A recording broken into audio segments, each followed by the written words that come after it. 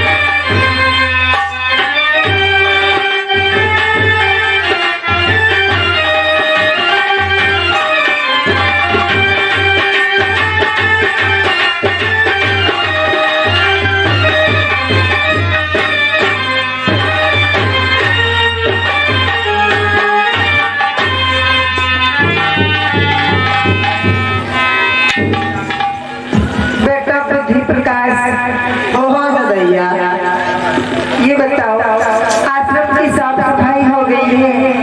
हाँ भैया आश्रम के साफ सफाई से पहले बेटा कुछ समय मिलता है परम पिता परमात्मा का ध्यान लगाते हैं, क्योंकि बड़ी ही मुश्किलों से ये मानव का जीवन मुझे मिलता है। बेटा क्या मैं भजन करती हूँ, साथ में तू भी भजन किया कर। यो बताओ भैया। हाँ बेटा। तुम बचपन से नहीं लगा पढ़ाए गए हो, तुम्हारे सरदार माँ का सर्वस्व सभी।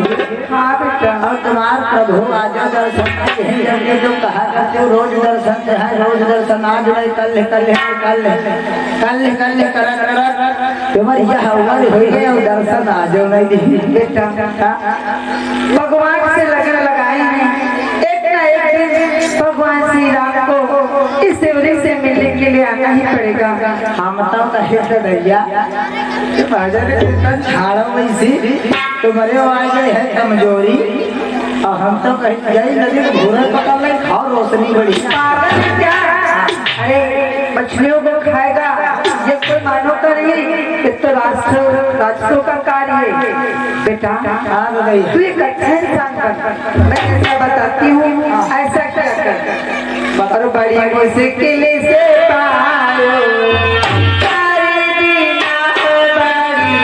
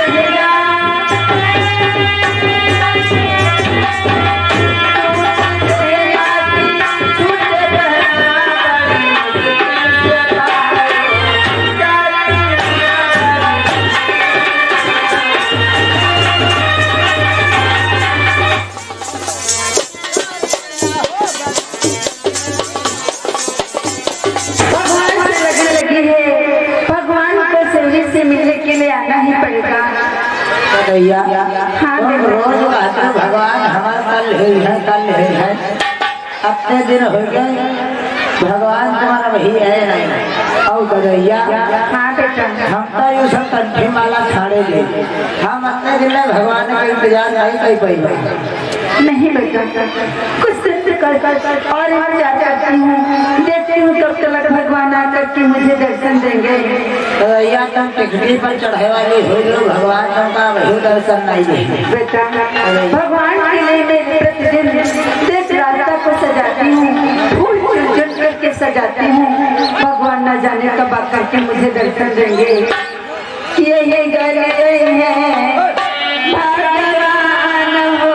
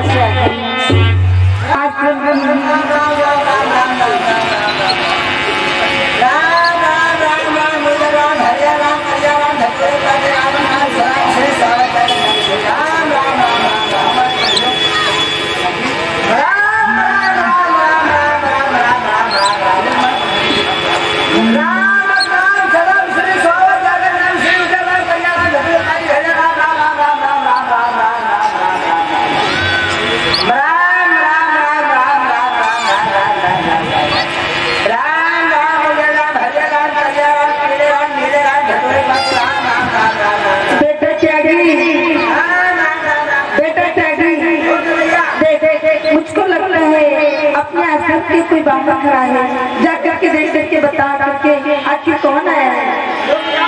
बस 108 गुड़िया रहेगा। क्या 108 गुड़िया जपा रहेगा। इतनी बड़ी माला को तू जाप करता है?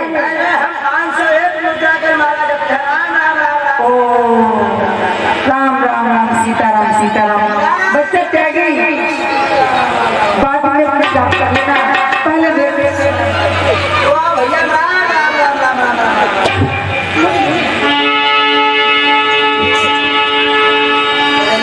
हाँ बेटा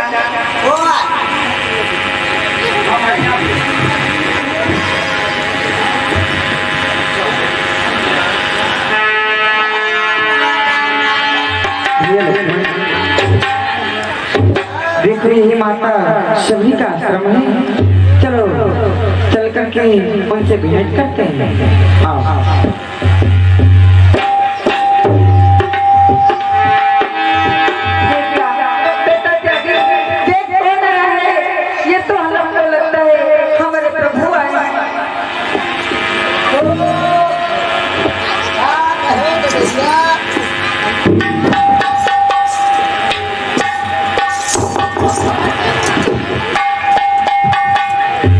भैया ये प्रभु हाँ बेटा। हाय पैया लागो हम नहीं जाएंगे हम प्रभु इतना ज्ञान होते हैं प्रभु पाए लागे जल्दी से प्रभु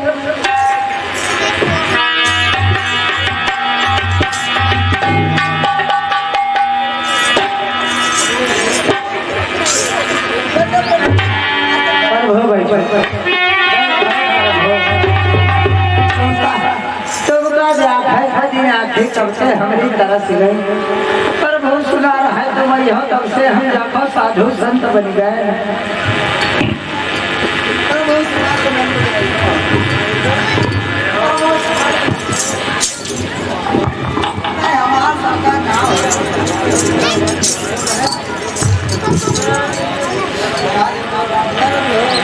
हे माता सबरी, हमें आए हुए इतना समय हो गया।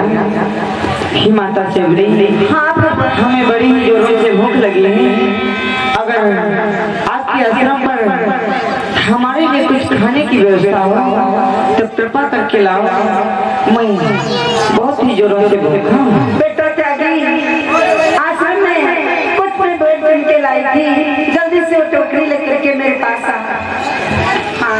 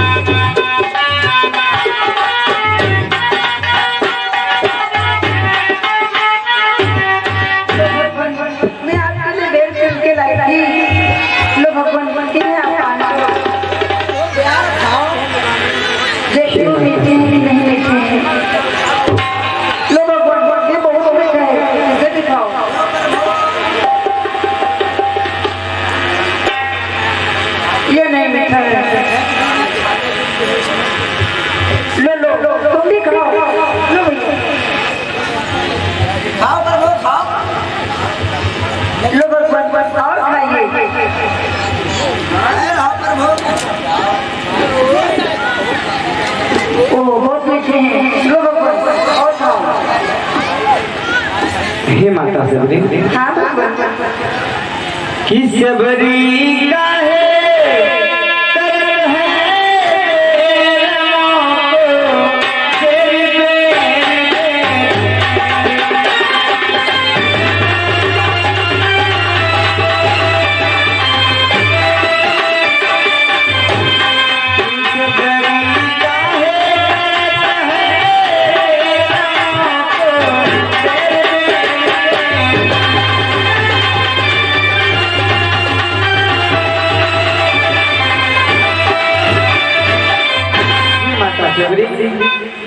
तुम्हारे वेद तो इतने मीठे हैं मानो हमारी अंतरात्मा तृप्त हो गई है कि उज्जवली कोमली मधुर मनोहरी ऐसे मीठे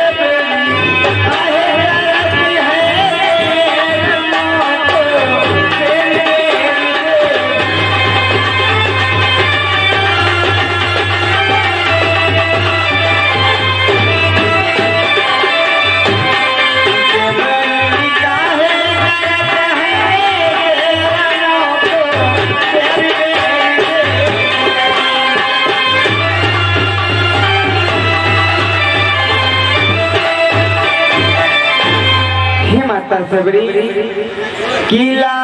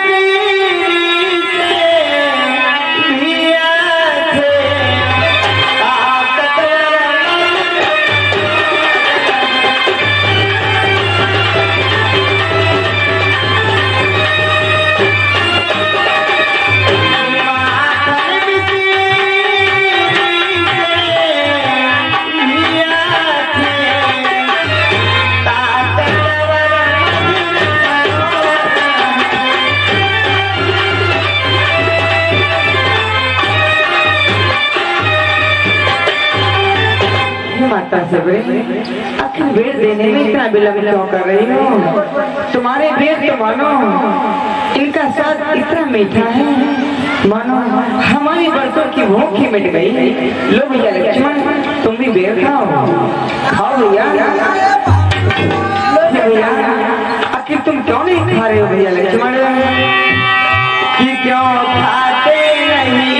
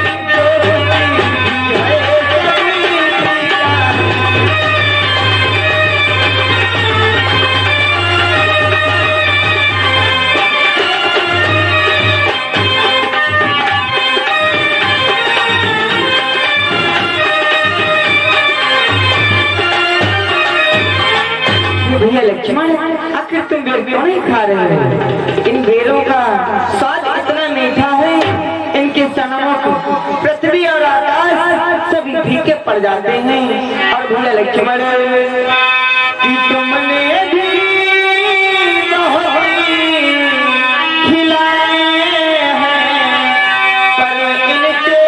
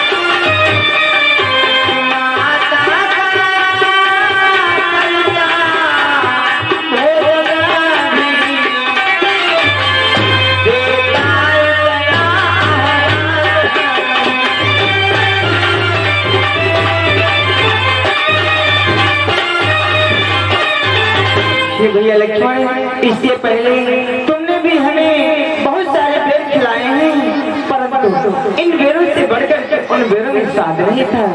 माता कौशल्या ने भी हमारे लिए भोजन परोस करके लाई, परंतु इन बेरों के सनमों वो भोजन भी फीका पड़ जाता है भैया लक्ष्मण। इसे लो भैया लक्ष्मण, बेर खाओ। ही माता, आज आपने हमें बेर खिला करके हमारी बरसों की भूख ही मिटा दी। मैं तो धन्य हो गया माता शिवरी, तुम्हारे प्रेम भरे बेरों को खा करके हमारी तो अंतरात्मा ही तृप्त हो गई माता। हे भगवान, आज हमारा जीवन हो गया कि आगे से फल भरे हो।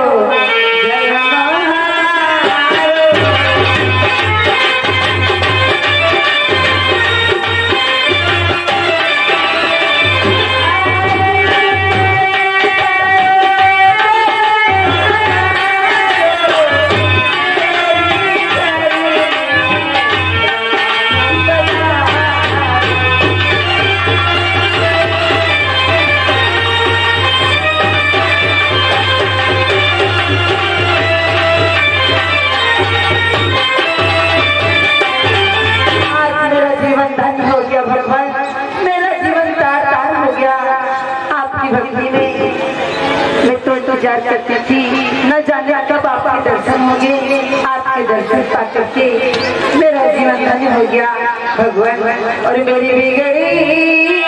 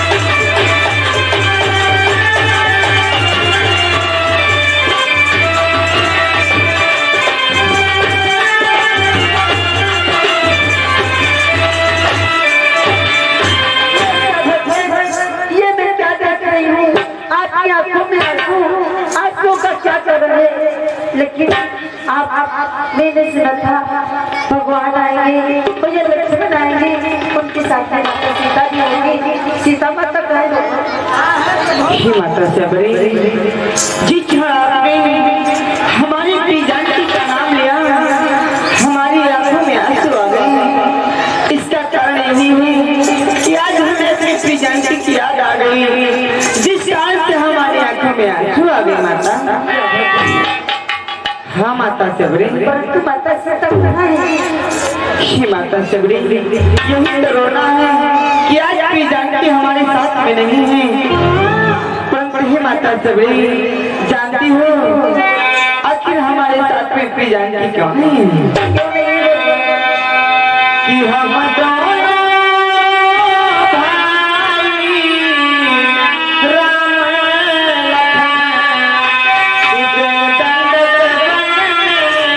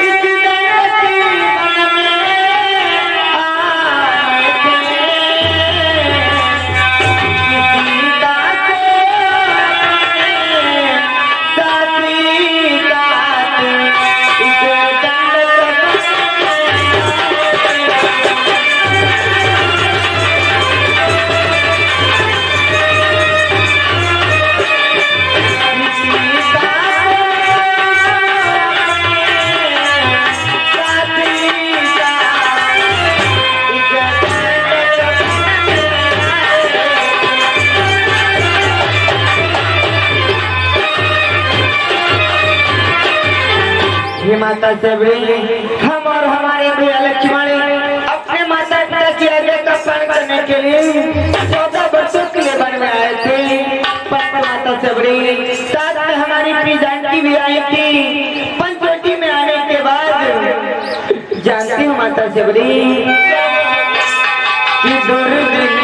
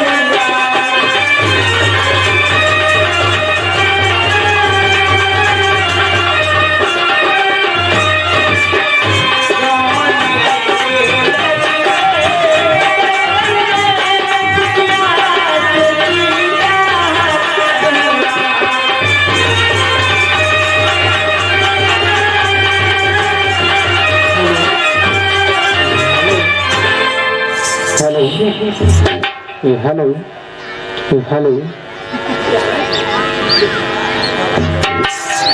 माता सबरी, यही तो रोना है। जब हम तीनों प्राणी पंचवटी में आए थे, पंचवटी में आने के उपरांत उधर तो अयोध्या में हमारे पिताश्री का मरण हो गया और एक सोने के मृत के चक्कर में पंचवटी से प्रियजनती का हरण हो गया। आज उन्हीं की खोज करते करते हम आपके आश्रम तक आए। माता सबरी, हे माता सबरी, अगर आपने हमारी प्रियजनती को देखा हो, कहीं उसकी शुद्धि आपको मालूम हो तो हमें बतलाने की कृपा करो। माता सबरी,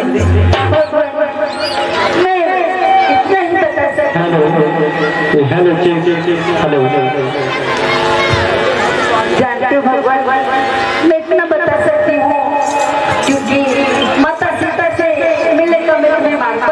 शीघ्र बताओ माता सबरी। भगवान